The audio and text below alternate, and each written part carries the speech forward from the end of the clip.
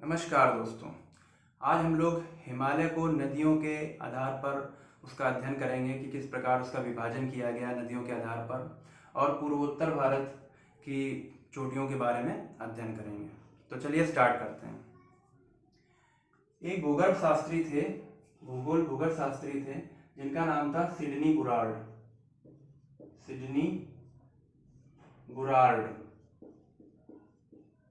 ठीक है। तो सिडनी बुरार्ड जो भूगर्भ शास्त्री थे, इन्होंने हिमालय का नदियों के आधार पर विभाजन किया। और इन्होंने हिमालय को नदियों के आधार पर 4 भागों में विभाजित किया। वो कौन कौन से 4 भाग हैं, आइए उनके बारे में देखते हैं। सबसे पहला भाग है पंजाब या कश्मीर हिमालय।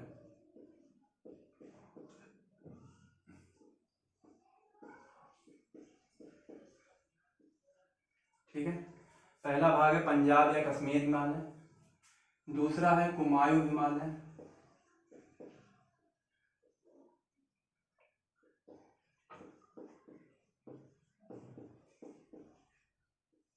ठीक है, तीसरा है नेपाल हिमालय।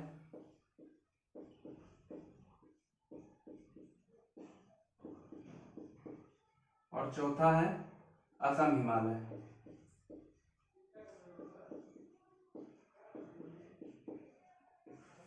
तो इन 4 हिमालय में नदियों के आधार पर हिमालय को सिडनी बुरार्ड भूगर्भ शास्त्री जो थे उन्होंने उसको विभाजित किया। कौन कौन से? पंजाब या कश्मीर हिमालय, दूसरा कुमायूं हिमालय, तीसरा नेपाल हिमालय और असम हिमालय। तो ये किस हिसाब से किया है, कौन कौन सी नदियों के आधार पर विभाजन किया, आइए उसके बारे में देखते हैं। हम जानते हैं यहाँ पर तिब्बत में मानसरोवर झील के पास से सिंधु नदी निकलती है।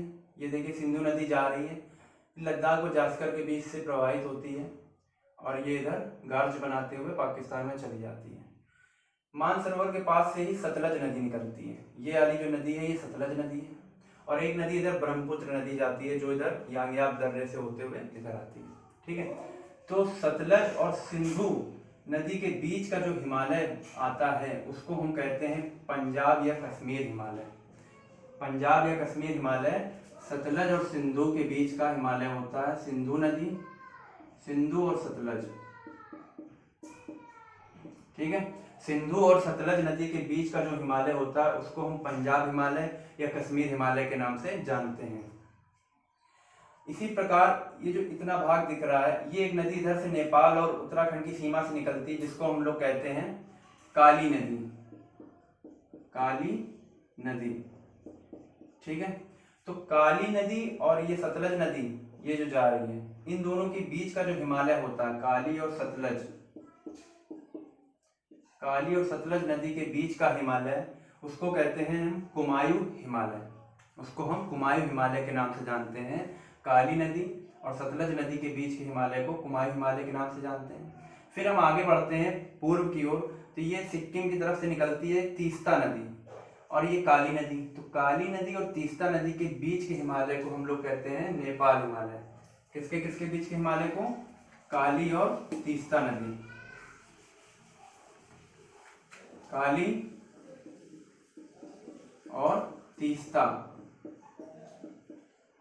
और तीस्ता नदी के बीच के हिमालय को हम लोग कहते हैं नेपाल हिमालय।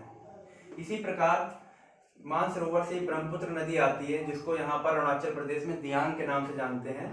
तो ये ब्रह्मपुत्र और ये तीस्ता नदी के बीच का जो हिमालय दिख रहा है इसको हम लोग असम हिमालय कहते हैं। क्यों? अधिकतर भाग इसका इधर साइड में असम में, तो इसको असम हिमालय के नाम से जानते हैं। कौन कौन सी नदी? तीस्ता नदी और ब्रह्मपुत्र और तीस्ता, दिहंग कह सकते हैं, दिहंग। ठीक है, ब्रह्मपुत्र और तीस्ता नदी के बीच का जो हिमालय है उसको हम असम हिमालय के नाम से जानते हैं। काली और तीस्ता नदी के बीच के हिमालय को नेपाल हिमालय के नाम से जानते हैं। सतलज और काली नदी के बीच के हिमालय को हम लोग कुमायूं हिमालय के नाम से जानते हैं। और सतलज और सिंधु नदी के बीच के हिमालय को हम लोग पंजाब और कश्मीर हिमालय के नाम से जानते हैं। तो ये सिडनी बुरार्ड जो भूगर्भ शास्त्री थे उन्होंने हिमालय को नदियों के आधार पर 4 भागों में विभाजित किया। तो मेरे हिसाब से आपको बात समझ में आई होगी। ठीक है, अब एक एक करके सबके बारे में हम लोग अध्ययन करते हैं।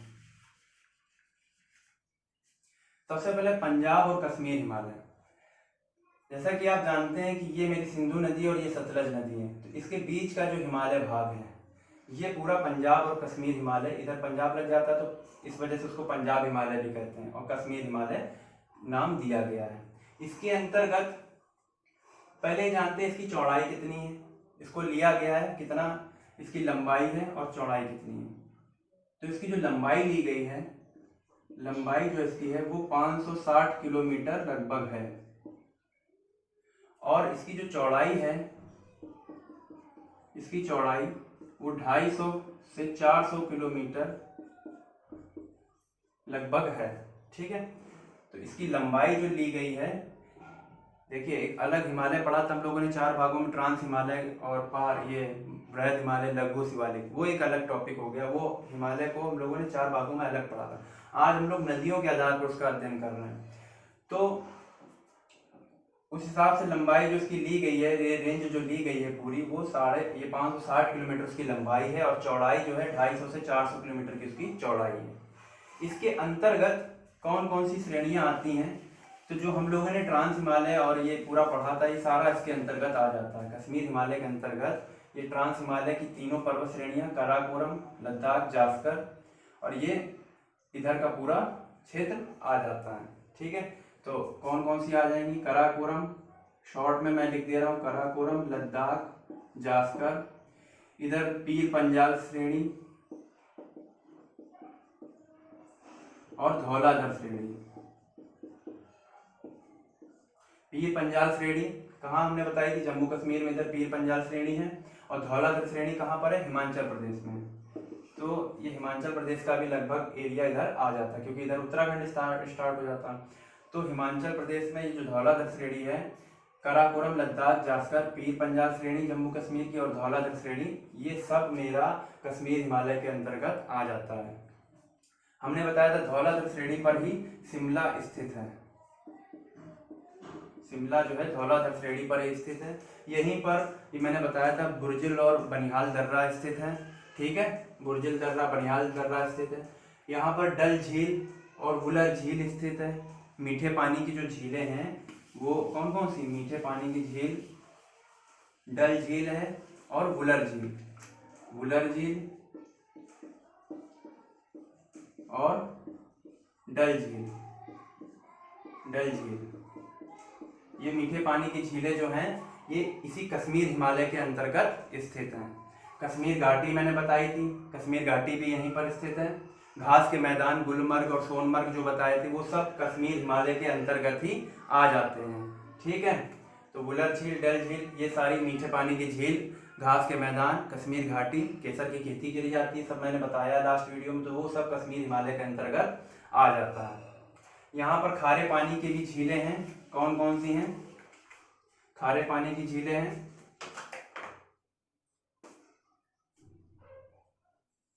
जिनका नाम है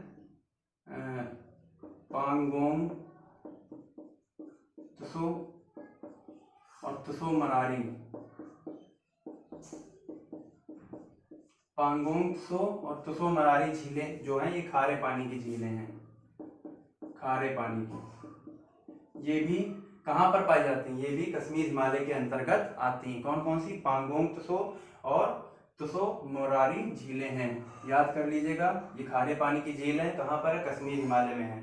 ठीक है, हमने बताया था हिमालय जब स्टार्ट किया था तब बताया था कि पीर पंजाल श्रेणी जो है उस पर 1850 मीटर की ऊंचाई पर झीली निक्षेप पाए जाते हैं। कहाँ पर, पीर पंजाल श्रेणी पर, पीर पंजाल श्रेणी पर 1850 मीटर की ऊंचाई पर क्या पाए जाते हैं, झीली निक्षेप पाए जाते हैं, जिनको हम करेवा के नाम से जानते हैं। तो करेवा कहाँ है, पीर पंजाल श्रेणी में। पीर पंजाल श्रेणी कहाँ है, कश्मीर हिमालय में। बात समझ में आई। वैसे देखेंगे तो लघु हिमालय में, लेकिन हम नदियों के आधार पर पढ़ रहे हैं तो कश्मीर हिमालय में। ऑप्शन वही हमने बताया, प्रश्न किस हिसाब से बन सकता है, नदियों के आधार पर बनाया जा सकता है प्रश्न, नॉर्मल ट्रांस पार हिमालय के हिसाब से बनाया जा सकता है, लघु हिमालय के हिसाब से बनाया जा सकता है। अगर क्वेश्चन ऐसा बन गया कि करेवा पाए जाते हैं, कहाँ पाए जाते हैं, तो पीर पंजाल श्रेणी में तो पता है। अब इसे घुमा के दे दिया गया कि कौन से हिमालय में, वहां पर लघु हिमालय बृहद हिमालय नहीं दिया गया, वहां लिखा है कश्मीर हिमालय, कुमायूं हिमालय, नेपाल हिमालय या असम हिमालय। तो आपको पता होना चाहिए पीर पंजाल श्रेणी पर स्थित पाए जाते हैं करेवा 1850 मीटर की ऊंचाई पर, जिनको हम कहते हैं झीलीय निक्षेप। झीलीय निक्षेप मैं बता चुका हूँ, पुरानी वीडियो देखिएगा। तो वो कहाँ, कश्मीर हिमालय पर ही स्थित है। ठीक है,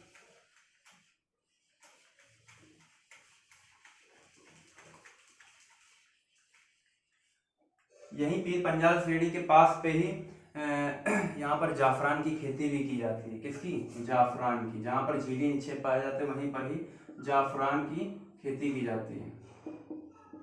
वही जाफरान वही हो गया तुम्हारा केसर, जाफरान की खेती की जाती है। ठीक है, जाफरान की खेती की जाती है, बता चुके हैं, वही केसर कह सकते हैं उसे। यहाँ छोटा नागपुर पठार था। ठीक है, तो इतनी बात तो हो गई हमारी ये कश्मीर हिमालय के बारे में हो गई है। बाकी ये सब हम बता चुके हैं, केटू, राकापोसी पर्वत, ये सब पुरानी वीडियो में, इस वजह से मैं नहीं बता रहा हूँ। आज हम नदियों के आधार पर उसका विभाजन पढ़ रहे हैं, तो कश्मीर हिमालय के बारे में इतना मुख्य पॉइंट थे। ठीक है, धौलाधर श्रेणी और पीर पंजाल श्रेणी ये सारी किसके अंतर्गत आती हैं, कश्मीर हिमालय के अंतर्गत आ जाती हैं। अब बात करते हैं हम लोग कुमायूं हिमालय के बारे में। ठीक है, कुमायूं हिमालय, इसकी लंबाई जो है वो 320 किलोमीटर है। ठीक है, इसकी लंबाई 320 किलोमीटर है। मुख्यतः ये कहाँ पर है, ये उत्तराखंड में है। कहाँ है, उत्तराखंड में स्थित है। ठीक, इसको भी दो भागों में बांटा जाता है हिमालय को। पूर्वी भाग को हम कुमायूं हिमालय के नाम से जानते हैं और पश्चिमी भाग को हम गढ़वाल हिमालय के नाम से जानते हैं। पूर्वी भाग को हम कुमायूं हिमालय के नाम से जानते हैं और पश्चिमी भाग को हम गढ़वाल हिमालय के नाम से जानते हैं। मुख्यतः कहाँ पर है, ये उत्तराखंड राज्य में स्थित है। ठीक है, यहाँ पर और कौन कौन सी चीजें हैं कुमायूं हिमालय में। जैसा कि हमने बताया था कि हिमालय यहाँ पर चौड़ा है और जैसे जैसे हम पूर्व की तरफ गए तो हिमालय पतला होता गया, सकरा होता गया और उसकी ऊंचाई बढ़ती गई।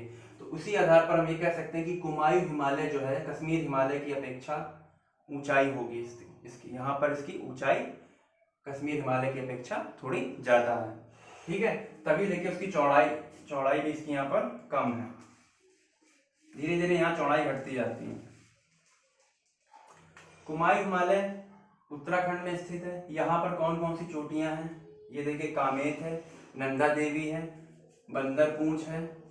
ठीक है, बंदर पूंछ है। ठीक है, त्रिशूल है। ठीक है, तो ये प्रमुख चोटियां कुमायूं हिमालय में स्थित है। नंदा देवी जो चोटी है वो कुमायूं हिमालय की सबसे ऊंची चोटी है। नंदा देवी जो उत्तराखंड में है ये सबसे ऊंची चोटी है। कहाँ पर, कुमायूं हिमालय की सबसे ऊंची चोटी नंदा देवी है। बाकी कामेत, नंदा देवी, बंदरपुष्प, त्रिशूल, ये सारी चीजें कहाँ पर, कुमायूं हिमालय पर ही स्थित है। यहीं पर फूलों की घाटी भी स्थित है। फूलों की घाटी, बहुत बार प्रश्न पूछा है, फूलों की घाटी कहाँ है, तो कहाँ है, उत्तराखंड में। फूलों की घाटी कहाँ है, उत्तराखंड में स्थित है। किस हिमालय पर, कुमायूं हिमालय के अंतर्गत आता है। कुमायूं हिमालय के अंतर्गत उत्तराखंड में फूलों की घाटी स्थित है। यहीं पर तुम्हारा घास के मैदान जो पाए जाते हैं उनको हमने बताया, बुग्याल और प्यार के नाम से जानते हैं। ठीक, और यहीं पर देहरादून है ना। झीलें पाई जाती हैं, झील पाई जाती हैं कौन कौन सी, जैसे कि नैनीताल हो गया, भूमिताल हो गया, भूमताल या भीमताल लिखा रहता है ना, भूमताल हो गया, सात ताल हो गया। तो ये सब झीलें कहाँ पाई जाती हैं, यहीं पर पाई जाती हैं कुमायूं हिमालय के अंतर्गत। ठीक है, घास के मैदान हम सब बता चुके हैं पुराने वीडियो में। यहीं पर हमारे गंगोत्री और यमुनोत्री ग्लेशियर हैं। कौन कौन से, गंगोत्री और यमुनोत्री, ये दो ग्लेशियर पाए जाते हैं उत्तराखंड में ही। तो यहीं से ही तुम्हारी गंगा नदी निकलती है और यहाँ से यमुना नदी निकलती है। यमुनोत्री से यमुना नदी निकलती है, गंगोत्री से गंगा नदी निकलती है। ये ग्लेशियर पाए जाते हैं उत्तराखंड में, ठीक है। और यहीं पर केदारनाथ, बद्रीनाथ, ये सारी चीजें कहाँ पर हैं? कुमाई हिमालय के अंतर्गत आती हैं। कौन कौन? केदारनाथ, बद्रीनाथ, है ना, ये सारी चीजें हमारी कुमाई हिमालय के अंतर्गत आ जाती हैं। लास्ट वीडियो में एक पॉइंट बताना भूल गए थे। जिस प्रकार ITCZ, ITSZ जो होता है वो ट्रांस हिमालय को बृहद हिमालय से अलग करता है और बृहद हिमालय लघु हिमालय से मेन सेंट्रल थ्रस्ट के द्वारा अलग होता है, उसी प्रकार लघु हिमालय शिवालिक से मेन बाउंड्री फॉल्ट के द्वारा अलग होता है। मेन बाउंड्री फॉल्ट के द्वारा लघु हिमालय और शिवालिक हिमालय अलग होता है। तो एक पॉइंट नोट कर लीजिएगा, ठीक है। तो इतनी बात तो हो गई कुमाई हिमालय के बारे में। चोटियां कौन कौन सी हैं, घाटियां कौन सी पाई जाती हैं, घास के मैदान, ये हम अधिकतर बता चुके हैं पुरानी वीडियो में। घास के मैदान जो होते हैं बुग्याल पयार कहते हैं, है ना, देहरादून, और ये कोटली दून, पाटली दून, ये सारी चीजें यहीं पाई जाती हैं। कौन कौन सी? कोटली दून, हमने बताया था दून और द्वार के बारे में, कोटली दून, पाटली दून, ठीक है। घाटियां पाई जाती हैं, हरिद्वार, ये सब कहाँ है? कुमाई हिमालय के अंतर्गत आ जाता है। अब आगे बात करते हैं हम लोग नेपाल हिमालय के बारे में। नेपाल हिमालय जो है ये तीस्ता नदी, काली नदी और तीस्ता नदी के बीच में जो है नेपाल हिमालय स्थित है। विश्व की लगभग सभी सबसे सर्वोच्च चोटियां जो है वो नेपाल हिमालय के अंतर्गत आती हैं। जैसा कि आप जानते हैं, देखिए चोटियां बनाई हमने कौन कौन सी? एवरेस्ट, मंसालू, मकालू, कंचनजंगा, ये सब कहाँ है? ये नेपाल हिमालय के अंतर्गत आ जाती हैं। कंचनजंगा वैसे सिक्किम में पड़ता है ना। तो ये जो चोटियां जो लगभग वो नेपाल, हम नदियों के आधार पर विभाजन पढ़ रहे हैं, तो नदी देखिए सिक्किम की तरफ से निकल रही है, तो नेपाल हिमालय के अंतर्गत आ जाती हैं सारी ऊंची चोटियां। कौन कौन सी? ऊंचाई उसकी लिखी हुई है, देखिए 8,848 मीटर एवरेस्ट है, मकालू, कंचनजंगा, ये सारी, धौलागिरी और अन्नपूर्णा। कौन कौन सी चोटियां हैं? धौलागिरी, अन्नपूर्णा, मंसालू, मकालू, एवरेस्ट, कंचनजंगा, ये सब ऊंची चोटियां जो हैं ये नेपाल हिमालय के अंतर्गत आ जाती हैं। नेपाल हिमालय में ही यहीं पर काठमांडू घाटी पाई जाती है, काठमांडू शहर यहीं पर है, ठीक है। नेपाल हिमालय, इसकी लंबाई सबसे ज़्यादा है, लगभग कितनी है? इसकी लंबाई जो है वो 800 किलोमीटर इसकी लंबाई दी गई है, इसकी लंबाई 800 किलोमीटर है, ठीक है। तो ये बात तो हो गई नेपाल हिमालय के बारे में, और कुछ खास है नहीं। नदियों के आधार पर बस इतना पता कर लीजिए कि काली नदी और तीस्ता नदी के बीच के हिमालय को नेपाल हिमालय कहते हैं, ठीक है। बस इतना ही पॉइंट इसके अंतर्गत आ जाता है। अब आगे बात करते हैं असम हिमालय के बारे में बात करते हैं। असम हिमालय जो होता है ये तीस्ता नदी और इधर ब्रह्मपुत्र नदी, इधर से ब्रह्मपुत्र आती है, यांग्याप दर्रे से आती है, तो तीस्ता नदी और ब्रह्मपुत्र नदी के बीच के हिमालय को हम असम हिमालय के नाम से जानते हैं, जिसकी लंबाई जो है वो लगभग 750 किलोमीटर है।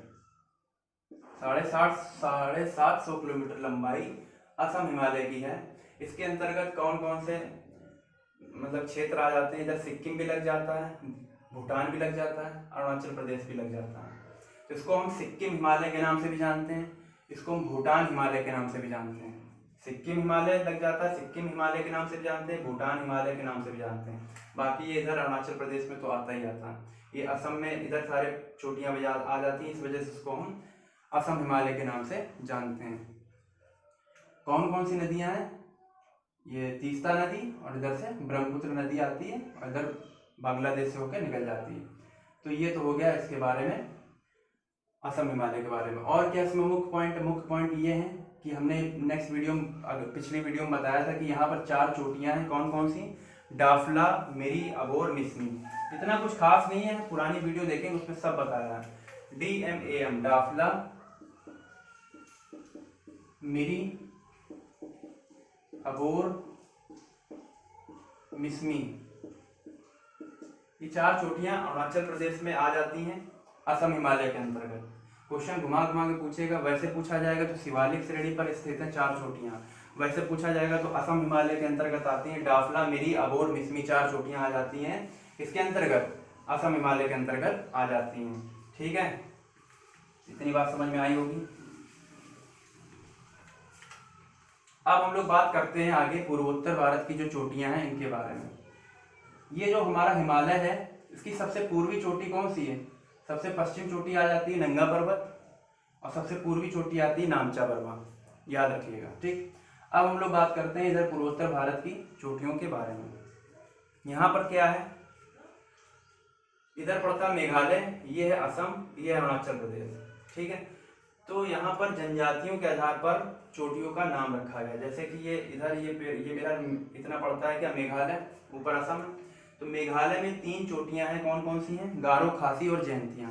ये वाली गारो है, बीच वाली खासी है और लास्ट वाली जयंतियां। गारो, खासी, जयंतियां, क्या नाम है, गारो, गारो, खासी और जयंतियां। गारो, खासी, जयंतियां 3 चोटियां जो हैं ये मेरी मेघालय पर है, मेघालय पर स्थित है। ठीक है, इन तीनों को हम सम्मिलित रूप में शिलांग पठार के नाम से जानते हैं। तीनों को, गारो, खासी, जयंतियां जो पहाड़ियां हैं, इन तीनों को सम्मिलित रूप में हम शिलांग पठार के नाम से जानते हैं। किस नाम से, शिलांग पठार के नाम से जानते हैं। ठीक है, शिलांग पठार के नाम से तीनों चोटियों को जानते हैं।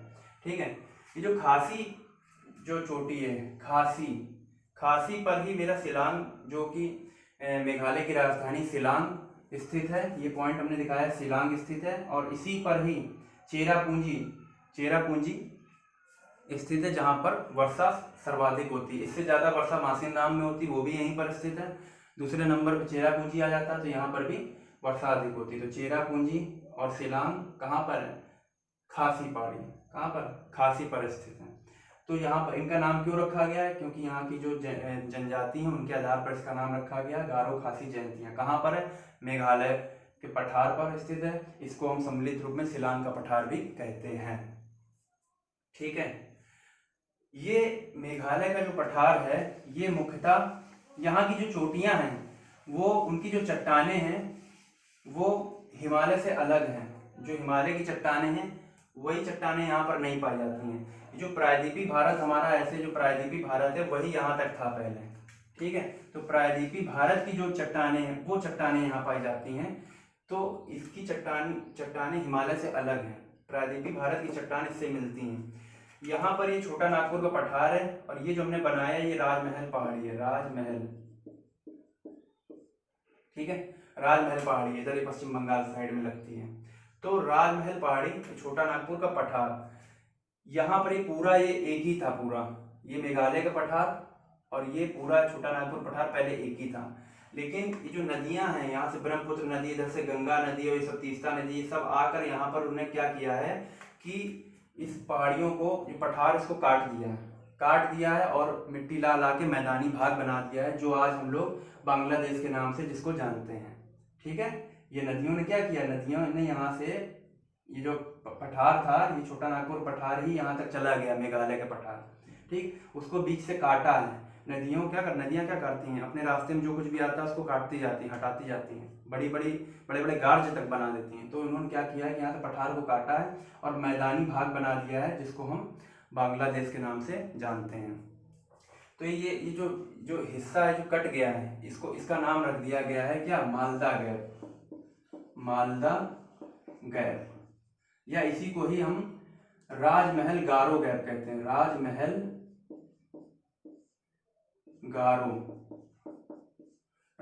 गारो गैप के नाम से जानते हैं। ये जो गैप बन गया है, इधर से छोटा नागपुर पठार और इधर मेघालय पठार के बीच का जो गैप बन गया है, उसको हम मालदा गैप या राजमहल गारो गैप के नाम से जानते हैं।